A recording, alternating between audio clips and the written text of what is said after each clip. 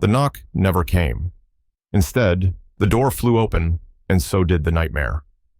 For 68-year-old Jack McKinley, a retired U.S. Army Master Sergeant, that quiet Tuesday morning should have been like any other. A cup of coffee, a walk with Ranger, his golden retriever, and PTSD service dog, and the simple peace of his suburban life. But that peace was shattered in an instant when a SWAT team, acting on flawed intelligence, mistook his home for a drug den. Without warning, weapons were drawn, orders shouted, and before Jack could say a word, a taser dropped him to the ground. Ranger barked desperately, trying to protect his handler, unaware that the officers saw him not as a service animal, but as a threat. Jack, stunned and disoriented, lay cuffed on his own porch, while heavily armed strangers tore through his home. The raid wasn't just a mistake, it was a betrayal. A man who had worn the uniform with honor, who had served under fire, was now treated like a criminal in his own home because of a simple address mix-up 121 Oak Street instead of 123. The incident wasn't just a violation of Jack's rights, it was a gut-wrenching reminder that even heroes can be forgotten, overlooked, or worse, targeted. But this tragedy was only the beginning. What came next would reveal not just a mistake, but a reckoning. The moment Jack McKinley opened his front door, everything he knew about safety and trust was obliterated. The morning had started like any other for the 68-year-old retired Master Sergeant coffee routine and a walk with Ranger, his loyal service dog trained to help him manage the haunting scars of war. But the second he stepped outside, he was met by a sea of tactical gear, flashing laser sights and adrenaline-fueled commands. Within seconds, Jack was tased and collapsed onto his own porch, utterly helpless. The officers had the wrong house. What followed was a cascade of catastrophic decisions. The SWAT team, acting on outdated and unchecked information, had stormed 121 Oak Street Jack's house rather than 123 Oak, the actual location tied to a narcotics suspect. Despite the obvious signs that Jack was no threat, an elderly man in casual clothes, hands empty, and a clearly vested service dog at his side, the team treated him as if he were armed and dangerous. His pleas went unheard. His dog's protective posture was mistaken for aggression, and his long years of honorable military service ignored entirely. As officers breached his home, overturning furniture and shouting commands, Jack lay on the ground in shock, pain surging through his body. Ranger barked and whimpered beside him, confused and terrified. A younger officer had called for the taser the moment Ranger growled protectively, not out of violence, but instinct. The leash slipped from Jack's convulsing hand. He couldn't speak. He couldn't move. He could only watch, disbelieving, as his home, the very symbol of the peace he had earned, was reduced to a war zone. That this wasn't just poor execution. It was a failure of judgment at every level. A failure to verify critical information. A failure to distinguish between threat and misunderstanding, and perhaps most damning of all, a failure to recognize the face of someone who had already risked everything for the country he called home. What happened to Jack wasn't a one-off accident. It was a reflection of a growing problem where protocols and procedures overshadow the humanity behind the uniforms, where rushed action replaces thoughtful verification, and where someone like Jack McKinley, a man who served with honor, becomes just another line item in a report labeled incident. But this story, while heartbreaking, also planted the seeds of accountability. The misstep would soon catch the attention of someone who not only knew Jack's name, but remembered exactly who he was. And that memory would prove powerful enough to shift the tide, turning chaos into clarity and restoring the honor Jack deserved. Just when it seemed the morning couldn't grow any darker, the sound of salvation rolled in, not sirens, but the steady, thunderous hum of military engines. The SWAT team had barely begun to register the depth of their mistake when the unmistakable sight of olive-drab Humvees turned the corner onto Oak Street. This was no routine backup call. The National Guard had arrived, and they weren't there for a parade.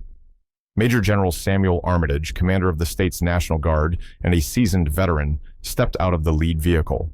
His crisp uniform, adorned with 2 gleaming stars, made it immediately clear this was no low-level response. What most didn't know was that General Armitage and Jack McKinley went way back years ago. During a fiery battle overseas, Jack had saved Armitage's life by dragging him out of a burning vehicle. That unshakable bond now came full circle in a suburban neighborhood, half a world away. The general hadn't come by chance. Moments before Jack had been tased, he had managed to send a brief text to a friend at a veterans advocacy group. That group, outraged by the SWAT team's brutal mistake, immediately contacted the governor's office. In turn, the governor authorized a swift intervention, sending General Armitage and a rapid response National Guard unit to defuse the chaos and protect Jack. When Armitage saw his old friend bruised, trembling, still twitching from the taser sitting amid shattered furniture and barking officers, something changed in his expression. It was fury, yes, but also heartbreak. Kneeling beside Jack, the general spoke with calm authority. "It's Sam. Jack, I'm here now. Are you okay?" The relief in Jack's eyes said it all. Amid the wreckage, there was finally someone who recognized not just what had happened, but who it had happened to. Armitage wasted no time. He ordered the SWAT team to stand down and hand over all reports and evidence to his command. "Your authority ends here," he told Captain Miller, who looked stunned and deeply out of his depth. The National Guard took over immediately, securing the correct property, 123 Oak Street, and detaining the real suspect with professionalism and care. No unnecessary force, no confusion, just clean, disciplined action. A military medic checked Jack's vitals, while a vet team examined Ranger, who was still clinging to Jack's side. Even in pain, Jack's first words were for his dog. "Make sure he's all right." The general nodded. "He'll be fine, and so will you." It was more than reassurance, it was a promise. Armitage then made a call to the governor, ensuring that Jack's home would be repaired, that he'd receive proper care, and that there would be a full state investigation into how such a catastrophic error had happened. It wasn't just about one man's dignity, it was about setting a precedent. A line had been crossed, and now someone was finally drawing it back. In that moment, Jack wasn't just a wronged veteran, he was a symbol. And the presence of the National Guard wasn't just a show of force, it was a reminder that honor, once earned, must always be defended, even when the enemy isn't foreign, but systemic failure at home. When a man in uniform knelt beside Jack McKinley, it wasn't fear he felt, it was recognition. And for the first time that morning, a voice spoke not with authority, but with empathy. "Jack, it's Sam Armitage," said the general quietly, as if speaking to a brother. For Jack, still dazed, his chest aching from the taser, his porch littered with splintered wood and spilled memories, those words carried weight heavier than any badge. They were spoken by a friend, a fellow soldier, and the one man who understood exactly what honor meant because Jack had once saved his life under fire. Major General Samuel Armitage wasn't just the highest-ranking officer in the state's National Guard. He was a man molded by combat, forged through service, and deeply committed to those who wore the uniform. When he received word that a retired Master Sergeant with whom he shared a battlefield history, had been wrongfully tased by local law enforcement in his own home, his reaction was swift and personal. He diverted his helicopter mid-flight, mobilized a quick reaction force, and landed straight onto Oak Street, not to posture, but to protect. What he saw confirmed his worst fears. Jack's home was ransacked, his service dog Valor shaken, and Jack himself bruised and humiliated, surrounded by SWAT officers who looked more like invaders than public servants. As Captain Miller attempted to explain the procedural miscommunication, Armitage's face hardened.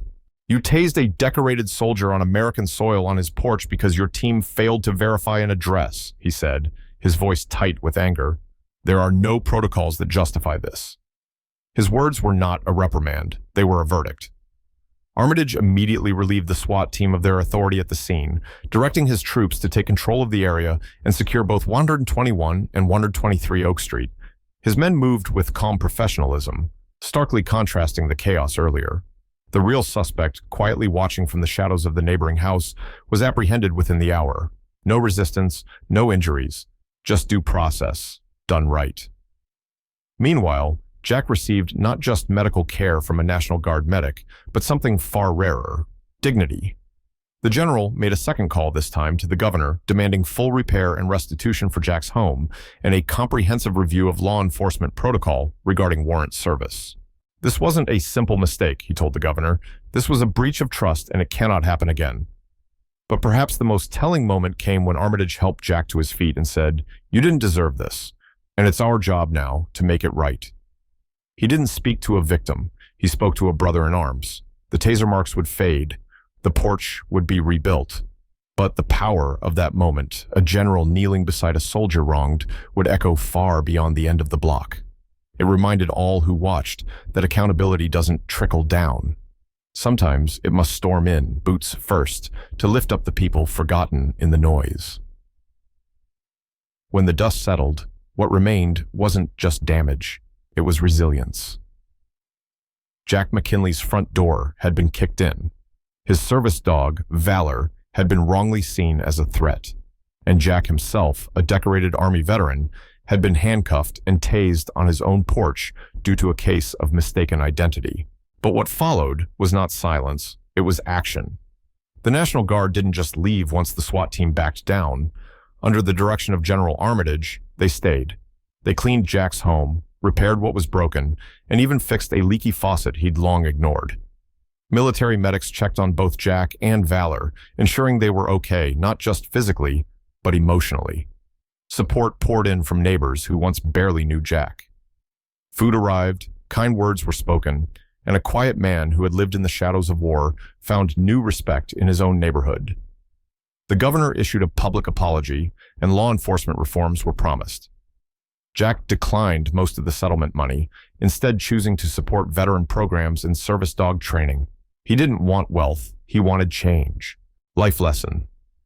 In a world that often forgets its quiet heroes, Jack's story reminds us that dignity can be shattered in a moment, but it can also be restored through courage, community, and accountability. Sometimes the greatest strength lies not in force, but in standing up for what's right, especially when the system fails. If this story moved you, leave a comment below honoring a veteran you know. Don't forget to subscribe for more powerful stories where justice, compassion, and courage still matter.